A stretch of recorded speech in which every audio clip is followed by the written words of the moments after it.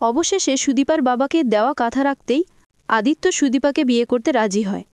যদিও সুদীপা আদিত্যকে বলে, আপনি চাইলে এখান থেকে চলে যেতে পারেন, কিন্তু আদিত্য পরমাকে জানায়, আমি যখন হিমাদ্রি বাবুকে কথা দিয়েছি আমি সেই কথা রাখব। এরপর দেখানো হয় গ্রামবাসীরা মিলে আদিত্য সুদীপার বিয়ের মণ্ডপ সাজায়। বেশ আলোকসজ্জায় সজ্জিত করা হয়েছে আদিত্য সুদীপার বিয়ের মণ্ডপ। অন্যদিকে দেখানো হয় আদিত্যর কল্পে পরমা আদিত্যের ভাই বোনদের নিয়ে নবীনপুরের উদ্দেশ্যে রওনা দিয়েছে। একদিকে আদিত্য সুদীপার বিয়ে হচ্ছে, আর অন্যদিকে আদিত্যের খোঁজে নবীনপুরে আসছে পরমা। এরপর দেখানো হয় একে একে বিয়ের সব নিয়মকানুন শুরু হয়। শুভদৃষ্টি, মালাবদল, সাতবাগ। সবশেষে পুরোহিত মশাই আদিত্যের হাতে সিঁদুর কৌটো তুলে দেন। পুরোহিত মশাই বলেন, নাও বাবা, এটা তুমি কোনো সিঁথিতে পরিয়ে দাও। আদিত্য পুরোহিত মশাইয়ের হাত থেকে সিঁদুর কৌটো নেয়। সিঁদুর কৌটার দিকে তাকিয়ে মনে মনে ভাবতে থাকে, আমি জানি সুদীপা তুমি বিয়েতে রাজি নয়, তুমি মন থেকে আমায় বিয়ে করছো না, কারণ তুমি তো মনে মনে আমাকে ঘৃণা করো। কিন্তু বিশ্বাস করো, আমিও যে তোমাকে বিয়ে করার জন্য ব্যাকুল হয়েছি তেমনও নয়। আদিত্যের তখন মনে পড়তে থাকে সুদীপার সাথে তার প্রথম দেখা, তারপরেই কারণে অকারণে তাদের ঝগড়া খুনসুটি, আর এরপরেই হিমাদ্রিবাবুর চলে যাওয়া। সবটা আদিত্যের চোখের সামনে ভাসতে থাকে। কল্পনায় অতীতের স্মৃতি মনে করতে থাকে আদিত্য। অন্যদিকে সুদীপা মনে মনে ভাবে আদিত্য হয়তো পরমার কথাই ভাবছে, আর সেটা ভেবেই সুদীপা মনে মনে বলে, আমি জানি আপনি আমায় সিঁদুর পরাতে চান না, কারণ আপনি তো কখনো আমাকে সিঁদুর পরাতেই চাননি, আর সেই জন্যই তো আমাকে সিঁদুর পরাতে এতটা দেরি হচ্ছে। তবে আপনি এইটা ভাবেন না আপনার হাতে সিঁদুর পরার জন্য আমি পাগল হয়ে আছি। আমিও কখনো আপনার হাতে সিঁদুর পরতে চাইনি, কিন্তু ভাগ্য আজ আমাকে এখানে এনেছে। এদিকে দেখানো হয় নবীনপুরে সবাই তখন আদিত্যকে বারবার করে বলতে থাকে, কি হলো বাবা, তুমি সুদীপার সিঁথিতে সিঁদুর পরিয়ে দাও। আরেকজন বলে, বড়বাবু আপনি এতটা দেরি করছেন কেন? কেউ বলে, আদিত্য স্যার প্লিজ সিঁথিতে সিঁদুর পরিয়ে দিন। পুরোহিত মশাই বারবার করে আদিত্যকে বলতে থাকে, মেয়ের সিঁথিতে সিঁদুর পরিয়ে দাও, বিয়ের লগ্ন যে পেরিয়ে যাচ্ছে। পিসিমণি আদিত্যকে বলে, বড়বাবু ও বড়বাবু, আপনি তাড়াতাড়ি আমার দিদিমণির সিঁথিতে সিঁদুরটা পরিয়ে দিন, সিঁদুর না পরালে যে বিয়ে সম্পন্ন হবে না। অন্যদিকে দেখানো হয় পরমাদের গাড়ি এসে থামে সেই মন্দিরের সামনে। মন্দিরকে এত সুন্দর করে সাজানো হয়েছে দেখে সঞ্চালী বলে, এ মন্দির এভাবে সাজানো হয়েছে কেন? তবে কি দাদাভাই বিয়ে করছে নাকি? অনির্বাণ সঞ্চালীকে থামিয়ে দেয়। পরমা বলে, তোমার সবসময় শুধু বাজে কথা, তাই না?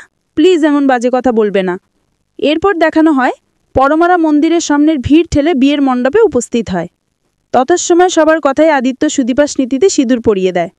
সিঁদুর পরানো শেষ হলেই পরমা এসে আদিত্যকে বলে, আদিত্য। পরমাকে দেখে আদিত্যের হাত থেকে সিঁদুর কৌটো পড়ে যায়। এমন একটা দৃশ্য দেখে সুদীপা তখন পরমার দিকে তাকায়। অনির্বাণ, অভি, আরশি সবাই বারবার করে আদিত্যের কাছে জানতে চায় এসব কি হচ্ছে। আদিত্য তখন গ্রামবাসীকে বলে, এরপর আমাকে আর কি করতে হবে পুরোহিত মশাই? তখন পুরোহিত মশাই আদিত্যকে বলে, তোমরা এখন দুজনে মন্দিরে যাও, মন্দিরে মায়ের সামনে দাঁড়িয়ে প্রার্থনা করো, আর তারপরে ঘণ্টাটা বাজিয়ে দাও। পুরোহিত মশাইয়ের কথা শুনে আদিত্য উঠে দাঁড়ায়। তখনই অভি, আরশি, সঞ্চারী সবাই বারবার করে জানতে চায় এখানে হচ্ছেটা কি। আদিত্য বলে, আগে আমি পুরোহিত মশাইয়ের কথা মতো মন্দির থেকে আসি, বিয়ের সব নিয়মকানুন হোক, তারপরই আমি তোমাদের সবটা বলবো। পরমা আদিত্যকে বলে, আদিত্য তুমি তোমার বিয়ে দেখার জন্য আমাদেরকে আসতে বলেছ? আদিত্য বলে, না পরমা। তখনই সুদীপা পরমার দিকে তাকায়।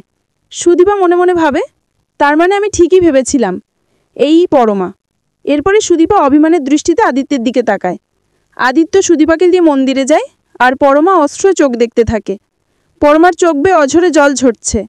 তার প্রিয় মানুষ এইভাবে যে এত তাড়াতাড়ি অন্যের হয়ে যাবে সে কল্পনাও করতে পারেনি। সুদীপা আদিত্য ঠাকুরের সামনে দাঁড়িয়ে প্রার্থনা করে। অন্যদিকে সঞ্চালী বলে, আমরা তো বরপক্ষ, তো কনে পক্ষ কোথায়? তারা কি আমাদের আপ্যায়ন করবে না? তখনই সুদীপার পিসি এসে বলে, আসলে কি বলুন তো, কনে পক্ষ বলতে আমি আর এই নবীনপুরের মানুষজন, এছাড়া যে আমাদের দিদিমণির কেউ নেই। তখনই আরেকজন গ্রামবাসী এসে বলে, আসলে ওর বাবা, সুদীপার বাবা হিমাদ্রি কিছুদিন আগেই মারা গেছেন, আর সেই জন্যই তো আজ ওর মেয়েটার এই অবস্থা। তখনই পিসিমণি বলে, তোমরা বরপক্ষ, তোমরা এসেছো, আমি খুব খুশি হয়েছি। তবে কোন পরিস্থিতিতে দাঁড়িয়ে এই বিয়েটা দিতে হয়েছে সেটা শুধু আমরাই জানি। আমরাই তো সব কিছু নিয়মকানুন মেনে বিয়েটা দিলাম। তোমরা আমাদের উপর রাগ করে থেকো না, আমরা বাধ্য হয়ে এই বিয়েটা দিয়েছি, এছাড়া অন্য কোনো উপায় ছিল না। আমাদেরও ইচ্ছে ছিল বরপক্ষকে নিয়ে ধুমধাম করে বিয়েটা দিতে, কিন্তু এইভাবে চুপি ছাড়ে মন্দিরে বিয়েটা দিতে হয়েছে, তাই দয়া করে তোমরা কেউ কিছু মনে করো না। এদিকে দেখানো হয় পরমা শুধু বারবার আদিত্য আর সুদীপার দিকেই তাকিয়ে আছে। সুদীপা মন্দিরে আদিত্যকে বলে, এজন্যই আমি আপনাকে বলেছিলাম এই বিয়েটা না করতে। আমি তো আপনাকে বলেছিলাম আপনি এখান থেকে চাইলে চলে যেতে পারেন। আদিত্য বলে, তখন আমি তোমায় কি বলেছিলাম, তোমার কি সেটা মনে নেই? সুদীপা বলে, সব কাজ জোর করে করা যায় না। আদিত্য বলে, তুমিও তো নিজের ইচ্ছার বিরুদ্ধেই আমায় বিয়ে করেছো, তাই নয় কি? সুদীপা বলে, আমার কথা ছাড়ুন, আমি আপনার কথা বলছি। আমার অন্তত আপনার মতন কাউকে কথা দেওয়া নেই। আদিত্য বলে, মানে? সুদীপা বলে, কিছু নয়, যান, ওখানে ওনারা আপনার জন্য অপেক্ষা করছেন, ওনাদের সঙ্গে কথা বলুন। আদিত্য সুদীপাকে বলে, তার আগে আমি তোমার সাথে কথা বলতে চাই। সুদীপা বলে, হ্যাঁ বলুন। আদিত্য সুদীপাকে বলে, তোমার সাথে আমার বিয়ে হয়েছে, তোমার প্রতি সকল দায়িত্ব কর্তব্য আমি পালন করব। সুদীপা বলে, ব্যাস এতটুকুই? এই কথাটা বলতেই কি আপনি কথা বলা শুরু করলেন? আদিত্য বলে, সুদীপা, এছাড়া কখনো তুমি আমার কাছে অন্য কোনো কিছু আশা করবে না, কারণ আমি আরেকজনের কাছে প্রতিজ্ঞাবদ্ধ। সুদীপা তখন আদিত্যকে বলে, আপনার কেন এটা মনে হলো যে আমি আপনার প্রতি কোনো আশা রেখেছি? আমার তো প্রথম থেকেই কথাটা জানা ছিল, আমি অযথা কেন আপনার থেকে কোনো কিছু আশা করব? অন্যদিকে আদিত্য সুদীপাকে এত কথা বলতে দেখে পরমার খুব কষ্ট হয়। পরমা মনে মনে বলে, আদিত্য, তোমাকে দেখে মনে হচ্ছে না তুমি জোর করে বিয়েটা করেছ। জোর করে বিয়েটা করলে নতুন বউর সাথে এত কথা কিছুতেই বলতে না। আদিত্য, আমি তো কখনো তোমার কাছে কিছুই চাইনি। তুমি তো নিজেই আমাকে প্রমিস করেছিলে, তুমি বলেছিলে তোমার জীবনে অন্য কেউ আসবে না। আমি তখন তোমায় বলেছিলাম যে তুমি এই প্রমিস রাখতে পারবে না। তুমি তো বলেছিলে, আদিত্য, তুমি অন্য সবার মতন নয়, তুমি সবার থেকে আলাদা। তবে আজ তুমি কি করে সেই প্রমিস ভাঙলে? তুমি তো নিজেই প্রমাণ করে দিলে তুমি অন্য সবার মতোই। কথাগুলো ভেবে পরমার চোখ বেয়ে অঝরে জল ঝরতে থাকে। অন্যদিকে সুদীপা আদিত্যকে বলে, জোর করে যাকে বিয়ে করেছি তার থেকে যে কোনো কিছু আশা করতে নেই, এতটা বুদ্ধি আমার অন্তত আছে। সুদীপা কথাটা শেষ করে আদিত্যকে নিয়ে অভিয়ের সামনে আসে। সুদীপার পিসি তখন সুদীপাকে বলে, দিদিমণি, দেখো, এরা তোমার শ্বশুরবাড়ির লোকজন, দয়া করে আপনারা যদি নিজেদের পরিচয় দিতেন। পিসি বলে, এনাদেরকে প্রণাম করো, ওনাদের নিয়ে তো বড়বাবুর বাংলোতে যেতে হবে। এরপরই অভি বলে, তার আগে আমরা জানতে চাই, ছোটদা ভাই, এসব কি হচ্ছেটা কি বল?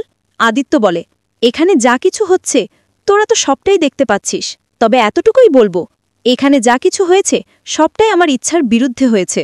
সুদীপার পিসি বলে, বড়বাবু, হয়তোবা এই বিয়েটা ইচ্ছার বিরুদ্ধেই হয়েছে, কিন্তু তবুও তো আপনি বিয়েটা করেছেন, আর এই নবীনপুরের সবাই জানে আপনি আমার দিদিমণিকে ঠিক কতটা ভালোবাসেন। পিসির মুখে কথাগুলো শুনে পরমার চোখ দিয়ে আরও বেশি জল ঝরতে থাকে। এরপরেই অভি, সঞ্চালী, অনির্বাণ সবাই একে একে নিজেদের পরিচয় দেয়। সঞ্চালী তখন পরমাকে সুদীপার সামনে নিয়ে যায়। সঞ্চালী বলে, এ হলো আমাদের যা, আমারও বড় যা আর তোমারও বড় যা। জানো তো, আমাদের নতুন বৌদির সাথে আমাদের দাদা ভাইয়ের কিন্তু খুব ভালো বন্ধুত্ব আছে। তখনই সুদীপা বলে, জানি। কথাটা শুনে পরমা অবাক হয়ে সুদীপার দিকে তাকায়। সুদীপা বলে, আপনার নাম পরমা তো? আমি সুদীপা। এই বলে সুদীপার নমস্কার করে। পরমার তখন মনে পড়ে যায় এই সুদীপার জন্যই পরমার বিয়ের আসর থেকে আদিত্য ছুটে এসেছিল। এই সুদীপারই কত শত প্রশংসা করেছে আদিত্য। তবে কি আদিত্য বাধ্য হয়ে বিয়েটা করেনি? আদিত্য মন থেকেই সুদীপাকে বিয়ে করেছে? পরমার মনে চলে হাজারো প্রশ্ন। তো বন্ধুরা, কি হতে চলেছে অনুরাগের ছোঁয়া ধারাবাহিকে? অনুরাগের ছোঁয়া ধারাবাহিকের পরবর্তী আপডেট পেতে আমাদের সাথেই থেকো। ধন্যবাদ।